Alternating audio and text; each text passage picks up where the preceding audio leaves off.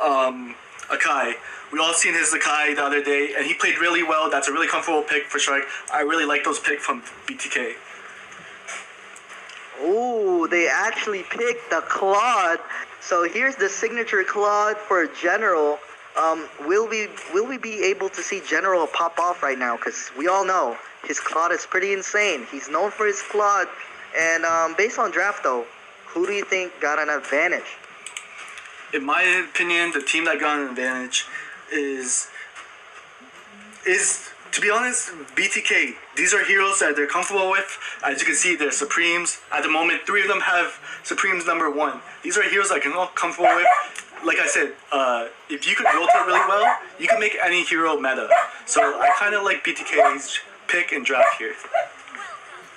Just the fact that they have the Supreme badge just shows that they're comfortable with this hero. Alright, so here we go.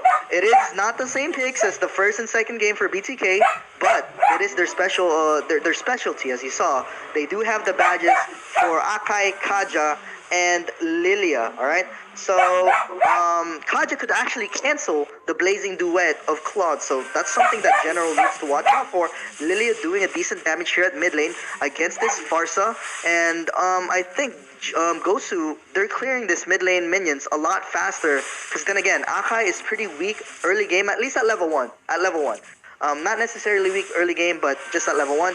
General getting that lethal right there. So nice zoning from Jawhead and the Farsa right there. Bruno getting this purple buff right now. But Guso does have the lethal advantage. And look at 3 members of Guso are actually doing the purple buff, which makes the buff tankier. I'm not really sure if that changed, but I'm pretty sure the more people that are next to the buff gets a little bit tankier. So especially with Claude, who doesn't clear the jungle minions so well, it's kind of hard to stick together if you have that type of jungler. But here we go. As you can see, Bruno's jungling by himself. He doesn't need no help, because if more people are next to the buff, it gets tankier, like I said. Alice, though, getting zoned out on the top lane. Look at Alice getting zoned out on the top lane. And Esmeralda finally grown aggressive here and has the advantage against, I mean, he's supposed to.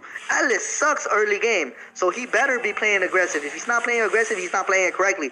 So here we go. Jawhead almost got caught by the Akai and Lilia, but he's safe. He managed to get away. Farsa actually was forced to flicker right there. Not really sure why. I think Akai almost stunned him, but Guso, 4 members here. Baksha actually get a stun here, forcing a Purify on Lilia right there. First blood coming in from Guso, and this is something that we want to see. Finally, an early game advantage for Guso. I really want this series to be really close. I don't want it to be one-sided, so I'm actually rooting for the underdogs right now, which is Guso. Jawhead gets another kill. 2-for-0 trade and the turtle for Guso. Usually, Bruno gets more objectives than Claude, because Claude sucks early game before Demon Hunter Sword. But right now, Guso, if they snowball throughout this, they can get this match. They could definitely get this match. But here we go. Bruno getting the second purple buff. They just gave away the turtle for free because they know that they cannot contest it. There was 2 members dead. The lethal just spawned and they're ready for it. So that's something that they need whatever they can take right now. And Alice just needs to hit level 4, maybe get some Clock of Destiny so that he could help on team fights. But Esmeralda did really good because he's been putting pressure on this Alice in the early stages of the game. As you saw earlier, he was trying to cut the lane. So that's what you want to do when you're a side laner. You always want to pressure the opposite side so that they cannot rotate and help on the turtle. So finally, Kosei stepping up. That's what I want to see, bro. Improvements, all right? So that's something. It's a small thing, but super important as a player. It's improving little by little, all right? Win or lose, you better learn something. And it looks like Kosei is definitely learning. Look, he's cutting the lane. He didn't do this the previous matches. And Cardi is actually having a way harder time, laning against this S-Man. I'm proud of you, bro. Kosei, I'm proud of you. Although game 1 and 2, obviously the performance was not the best, but the improvement was there. Akai getting a Hurricane Dance on Jawhead, and that's going to be a kill for BTK. 1-4-0 trade in favor of BTK. Baksha is going to try to help this mid lane, but Lilia is forced to ulti right there, so no more Lilia ulti. Can they get this kill on Lilia? Will they force it? Esmeralda rotated faster than Alice, and they, never mind. General actually ended up getting killed there. Not really sure why, and also Baksha.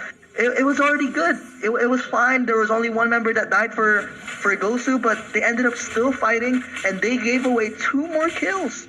Again, the discipline that we were talking about was just not there. I don't know what General was doing in the middle of that team fight. I don't think he was supposed to be there.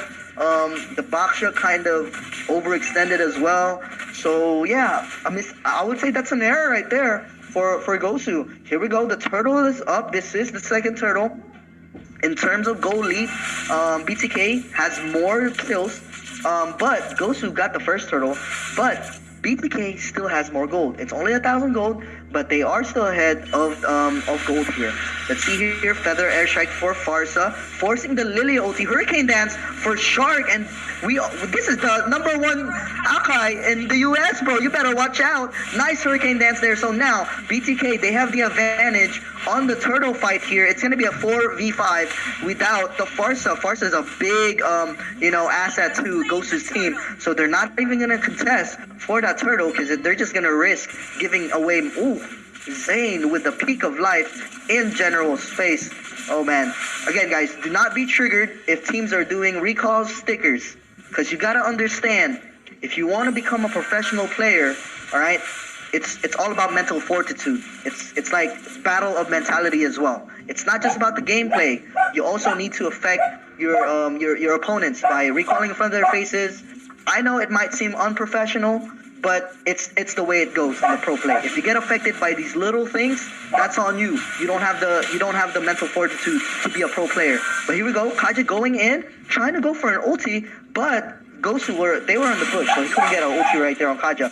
Alice actually does not have any mana right here, so I'm surprised. Why is Esme not going aggressive on an Alice that has freaking no mana? Come on, bro. Simple game sense. Kill him. Be aggressive. Smack him. Second skin his face. But here we go. Another Hurricane. Man, Shark hitting every Hurricane Dance. Everything. Oh, and same with Kaja. Another pickoff. It's a 2-4-0 trade in favor of BTK again. And now they're snowballing. BTK 3,000 gold lead. And it's just not looking good for Guso again.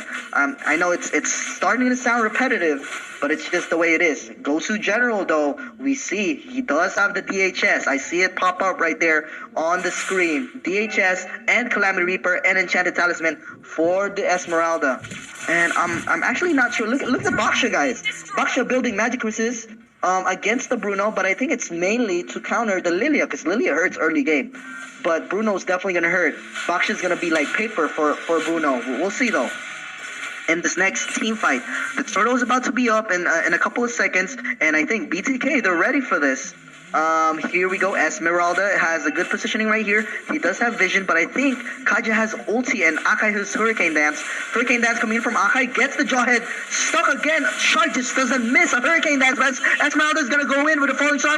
Blazing Duet for quad. Mega kill coming in from Bruno, though, and Baksha is super squishy. He doesn't have any armor at all. Cardi's going to help on the team fight. Lily's going to kill the Farsa, double kill. Coming in from Cardi from the top lane, going into mid lane, but look at Cardi with the recall. Again, it's all about mental fortitude and mental war in this grand finals, and the first tier tower will go down here at the mid lane, and they will also